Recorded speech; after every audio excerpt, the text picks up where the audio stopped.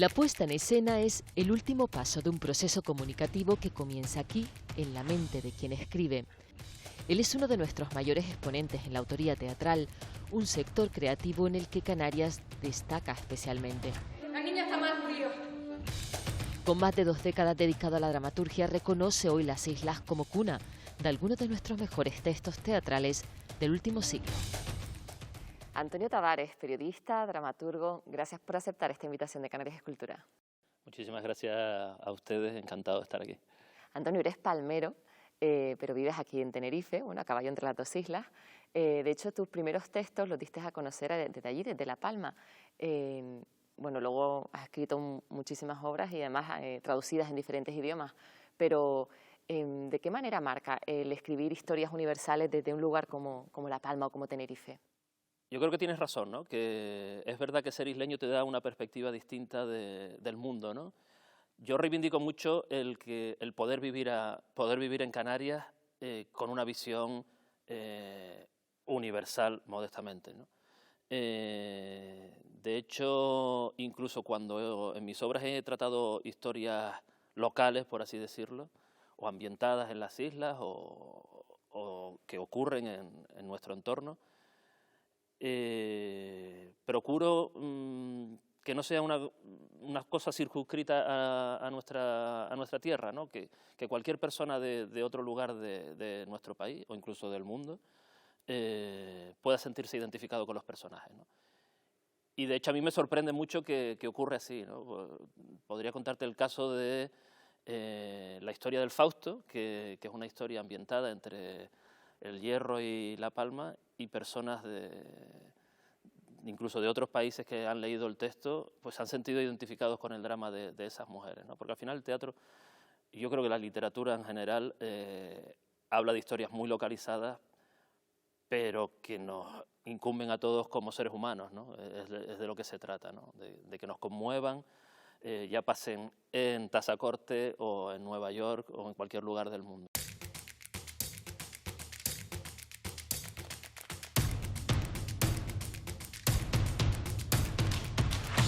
De julio de 1968, un mecánico del Paso llegó al embarcadero de la Junta, en Frontera, para viajar a bordo del Fausto. Ese mecánico era el joven Julio García y la tripulación del pesquero Fausto la componían los hermanos Ramón y Heriberto Concepción y su primo Miguel Acosta. Cubrían la ruta entre la Isla del Hierro y La Palma. Muchos los vieron salir, pero el barco nunca llegó. Ellos en algún momento tuvieron que saberlo. Vamos a morir. Ah, pero ¿qué dices? Es mejor que nos vayamos haciendo la idea. No nos van a encontrar. Seguramente ya habrán dejado de buscarnos. Antonio Tavares se inspira en la esperanza y el dolor de las mujeres de aquellos que no regresaron. Ficciona a partir de un hecho real sobre la familia y el misterio de lo que pudo ocurrir. Homenajea así a esas mujeres destinadas a convertirse en cabezas de familia aún rotas de dolor, en una época de grandes necesidades. Mujeres que vivieron con la angustia de no saber qué ocurrió y el castigo de los rumores constantes. Ya se terminó el boletín, solo hay música. Y todo el santo día hablando del Fausto y ahora no hay sino música. Toda la vida con el mar delante de los ojos y nunca me había dado cuenta de lo inmenso que es.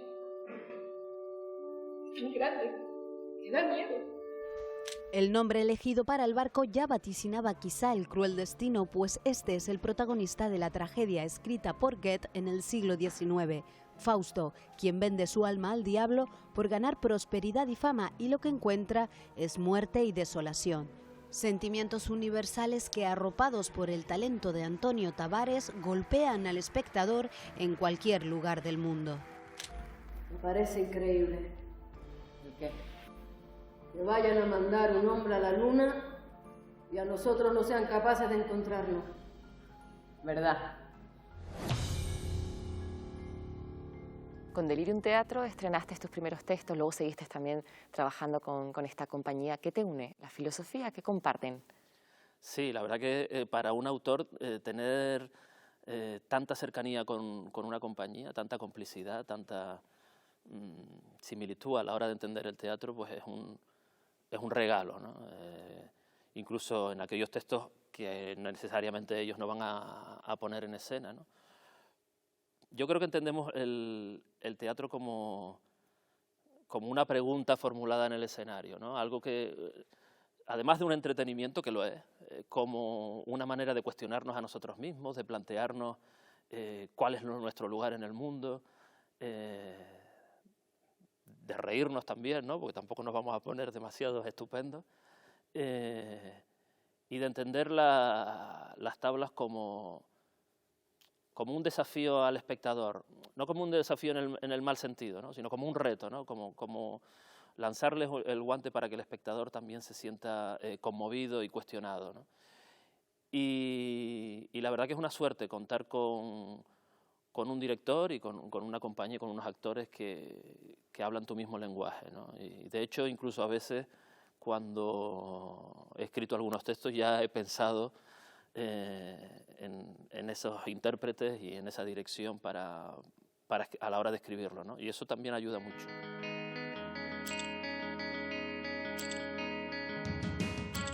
Que ese binomio, esa complicidad entre autor, autora, director, va a dar muy buenos frutos, ¿no? Es fundamental que el público tome una actitud también crítica con lo que está viendo, ¿no? Entonces, lo peor que podemos hacerle es ponérselo todo fácil. Por eso, tanto a Antonio Tavares, mi autor favorito, como a mí, nos gusta que el público se haga preguntas realmente. Quejas por discriminación, moving laboral, conductas abusivas, desgaste psicológico, todo lo que nos ha llegado desde que se puso en marcha el plan de Fresno. Inevitablemente ese viaje lleva por pasar a través de emociones que a lo mejor no son tan placenteras y meter el dedo en la llaga en ciertas cosas que a nadie nos gusta, pero para conseguir ese nivel de elevación, de catarsis, hay que pasar por esa montaña rusa de emociones, ¿no? En 8 años que dura el luto, no ha de entrar en esta casa el viento de la calle. ¡Yo quiero salir! ¡Calla! Lo que sea de una será de todas. Siempre hay gente muy buena, hay unas actrices, hay una cantera de actrices en Canarias impresionante, pero impresionante. Destaca por encima del de los chicos, ¿vale? Ante la escasez de trabajo, ¿qué haces? Pues te vas, pues terminas dedicándote a otra cosa. A mí es fundamental el trabajo conjunto con mi compañera, con Soraya, ¿no? Digamos que Delirium tiene como un archivo de textos y que están ahí, ¿no? Entonces pueden estar 5, 6, 10 años ahí. Sabíamos que tenía algo, ¿vale? Pero a lo mejor no le tocaba el momento. Y de repente te llama ese texto, tú no lo llamas a él, el texto te llama a ti, lo volvemos a revisar y decimos, según el momento que estamos viviendo, este texto viene muy bien ahora. O me dices ahora mismo dónde está, o te pego un tiro a ti, 2 a tu madre y 3 a tu padre. Los mensajes son normalmente conflictos humanos, la inmigración, la violencia de género, el abandono familiar, tantas cosas, ¿no? que no están resueltas. Además, sabemos que nosotros no nos dirigimos solo a un público específico, digamos, insular. Nos queremos dirigir hacia todo el mundo, ¿no? Haces el viaje con el equipo artístico, con la historia que se está contando. El viajar es consustancial con el teatro y comparar y mostrar lo que te sucede en otros lados del mundo. Además, descubres que lo local es universal también y eso es un mensaje muy bonito, ¿no?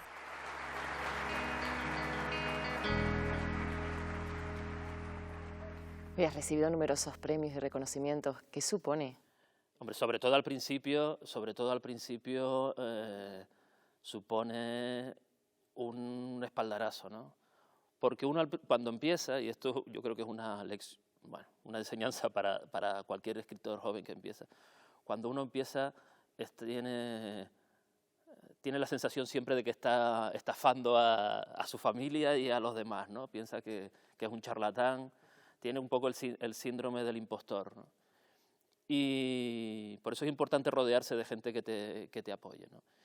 Y un premio, aparte de lo que pueda significar de reconocimiento o de prestigio, entre comillas, o incluso económicamente, si llegado el caso, aparte de todo eso, yo creo que lo que supone es una señal de que no estás solo, ¿no? De que lo que haces tiene cierto sentido, de que tienes que seguir por ese camino, ¿no? Y en mi caso, además, ha habido algunos premios que han sido determinantes, porque el premio en sí conllevaba la publicación del texto, ¿no? Y eso ha dado lugar luego a que esos textos llegaran a manos que lo pusieran en escena y se estrenaran y tuvieran una repercusión y una dimensión que para mí era inimaginable en su momento, ¿no? Hay una en especial que te consagró a nivel nacional, que además luego se llevó a una película y además te valió una nominación a los Max. ¿Qué cuentas en esa obra? Bueno, la verdad que La punta del iceberg, bueno, sí, ha sido o tuvo un recorrido totalmente asombroso, porque además para mí es una obra muy especial porque hasta la fecha yo había escrito siempre en la península. Yo me fui a estudiar a Madrid, luego estuve viviendo varios años por distintas ciudades, y cuando decidí regresar a La Palma, uno de mis miedos, entre comillas, era saber si desde aquí podría seguir desarrollando una carrera literaria o teatral, ¿no? Y La punta del iceberg fue la primera obra que yo escribí después de haber regresado a Canarias, ¿no? Con lo cual, esa obra, que efectivamente luego se estrenó, aparte del estreno de Delirium aquí, se estrenó en La Abadía con dirección de Sergi Belbel, tuvo su gira por España, se ha traducido a 5 o 6 idiomas, se ha representado en 3 o 4 países fuera de España. Esa obra fue la que respondió a esa pregunta mía, ¿no? A ese miedo mío realmente desde Canarias se puede hacer algo que trascienda el archipiélago, que vaya más allá de ese horizonte que siempre vemos. Y fue una satisfacción enorme, más allá de todos los reconocimientos, de todos los premios o de las nominaciones o de los estrenos, la satisfacción de ver respondida esa pregunta afirmativamente, ¿no? De que sí, que desde aquí se puede hablar para el mundo.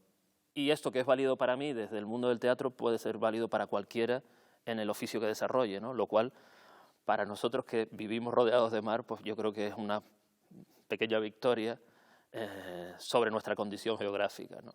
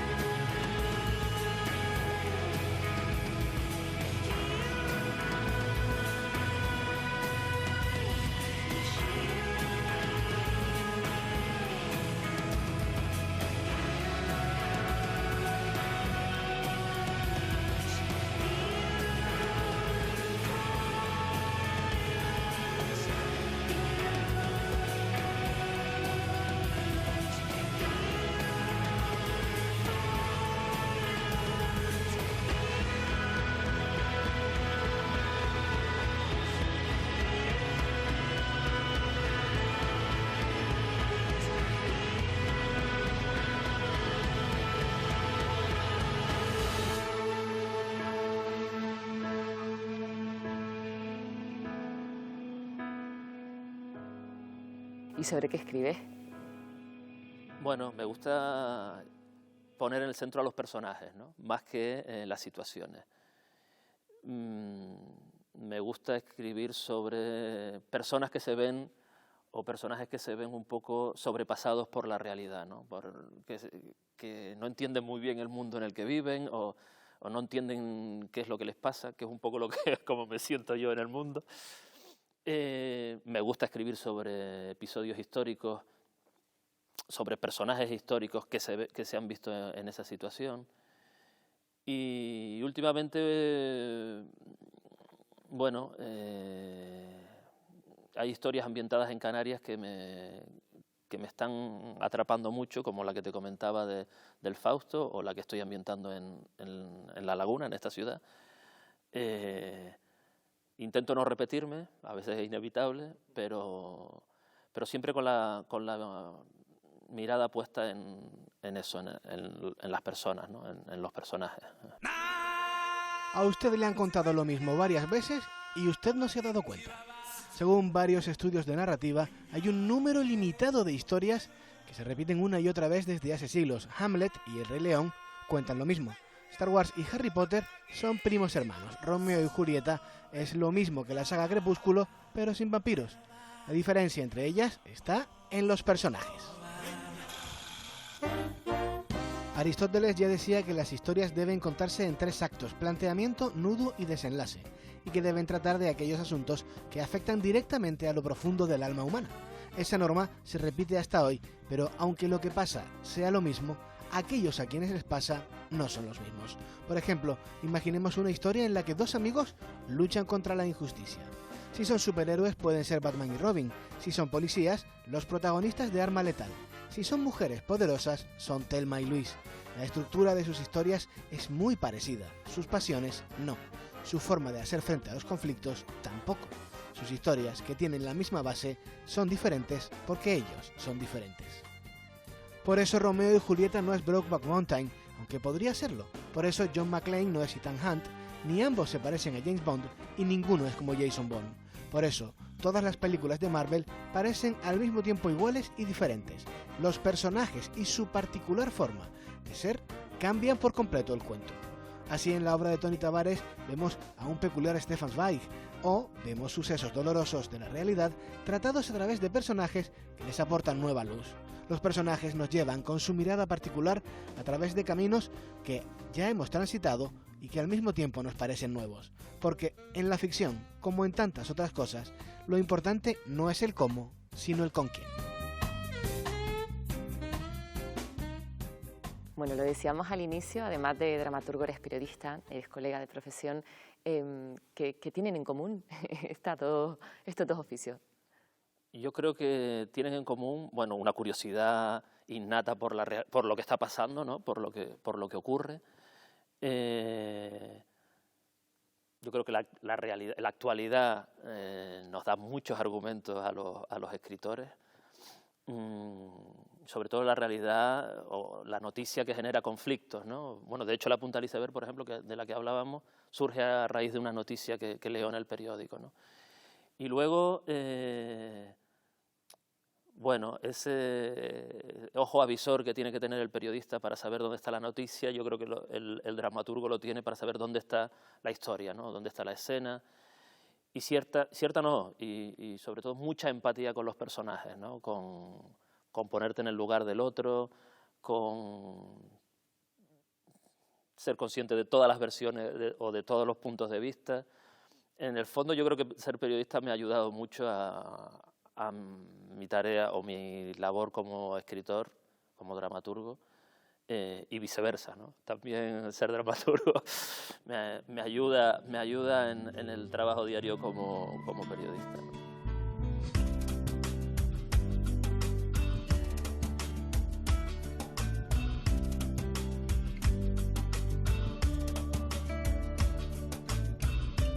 El periodista está siempre caminando de la mano con la realidad, y la realidad muchas veces, como se suele decir, supera la ficción, con lo cual hay muchísimas historias que las puedes encontrar en los juzgados, que las puedes encontrar en las páginas de sucesos, que las puedes encontrar en el día a día. En mi caso responde más a una inquietud creativa que a la necesidad de contar historias o a la necesidad de contar otras historias que no contamos habitualmente en lo que es nuestra profesión, ¿no?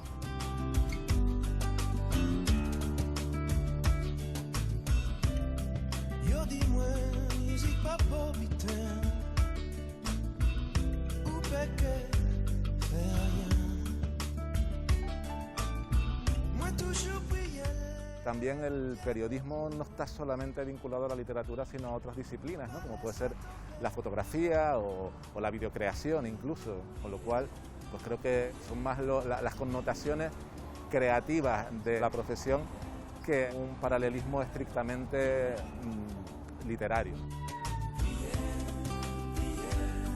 creo que uno tiene que tener claro cuándo se pone digamos, la armadura, ¿no?, de escritor y cuándo se pone el traje de periodista, porque por lo menos en mi caso, que soy un escritor de ficción, pues me gusta pues, ir un poco más allá de lo que nos encontramos con los periodistas en nuestro día a día.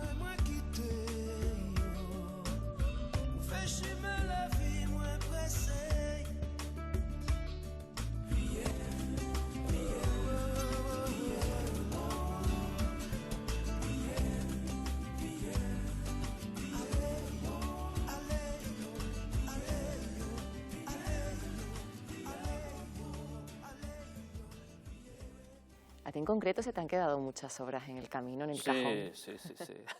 Además, yo creo que, y eso enlaza con la pregunta que me hacía sobre el periodismo, yo creo que es bueno que un autor aprenda a tachar, ¿no?, y aprenda a desechar, ¿no?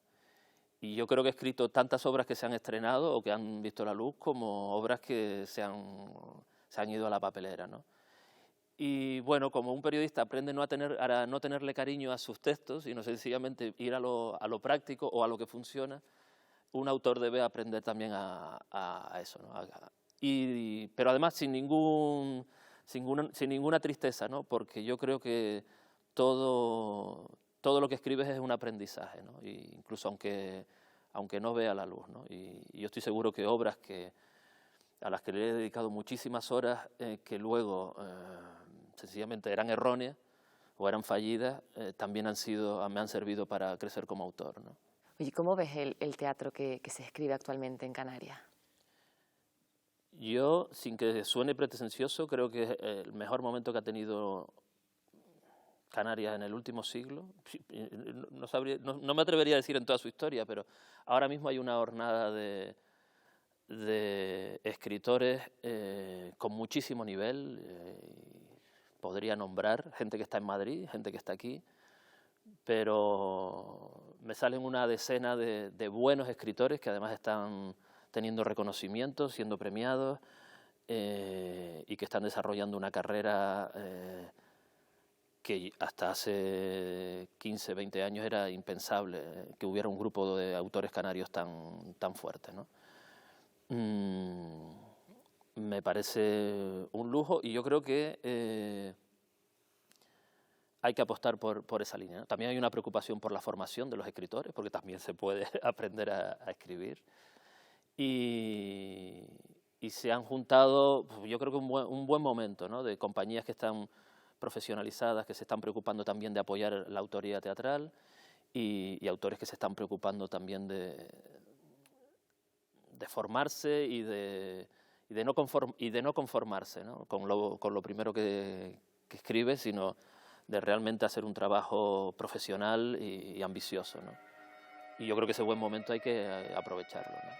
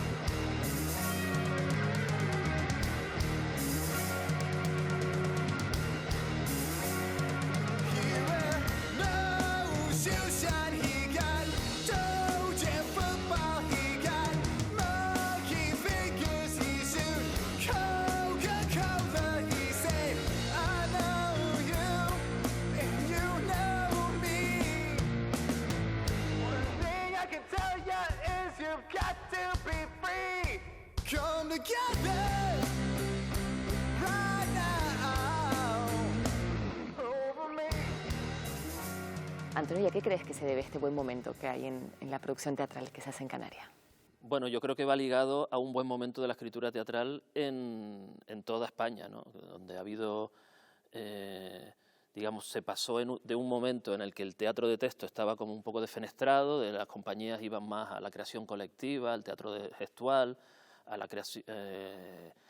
la improvisación, y ahora estamos en el otro lado del péndulo, donde gracias a una generación de buenos autores pues han proliferado escritores que se han dedicado al teatro, ¿no?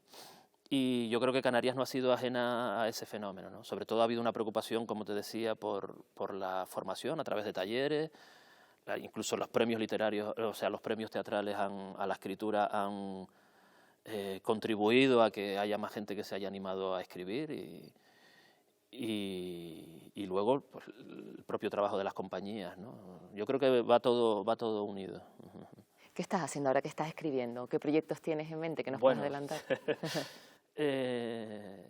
No me gusta mucho hablar de lo que escribo, pero te puedo adelantar algo. Ahora mismo estoy revisando una obra que escribí hace tiempo para un próximo estreno de Delirium, inevitablemente. Y luego, hace un par de años escribí, antes de venirme a vivir o a empezar a trabajar en La Laguna, empecé a escribir una obra que curiosamente se ambienta aquí en La Laguna en la época de la transición y que ya tengo muy avanzada y hasta ahí puedo leer. Espero poder terminarla, bueno, pronto. Antonio, situación complicada también para la cultura y para el teatro en concreto. Cuesta ver, ¿no?, los teatros vacíos. Sí, la verdad que es muy duro encontrar este patio de butacas aquí lleno de asientos que no pueden ser ocupados.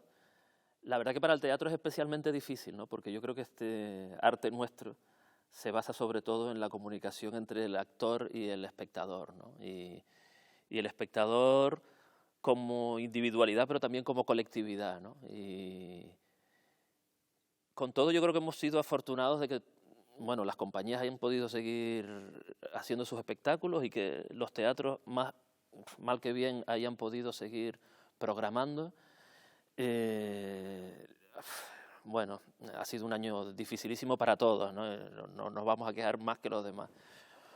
Pero es verdad que ansiamos mucho el momento de ver de nuevo un patio de butacas lleno y de esa comunicación de los actores con el público, que creo que además vamos a celebrar como una fiesta, ¿no? como un día largamente, o una función largamente esperada, pero que, bueno, es como un episodio más de todo lo que está viviendo nuestra sociedad, ¿no? Nos pasa al teatro y nos pasa con todo lo que vivimos a diario. Yo lo que espero es que, bueno, que aprendamos la lección de esta vez, que está por ver. Y bueno, tengo curiosidad también por ver cómo el teatro va a reflejar este momento, ¿no? Todavía tienen que pasar algunos años, tener un poco de perspectiva, de esa perspectiva de la que hablábamos al principio. Pero seguro que saldrán historias de todo tipo, ¿no? Conmovedoras, divertidas, trágicas, pero que también nos enseñarán también sobre nosotros mismos, ¿no? Antonio Tavares, te agradecemos mucho este rato. Gracias a ustedes, que he estado muy a gusto y siempre es un placer hablar de teatro y más en un momento como este, ¿no? Un poco complicado, pero del que estoy seguro de que saldremos. Suerte en lo que está por venir. Gracias. Gracias.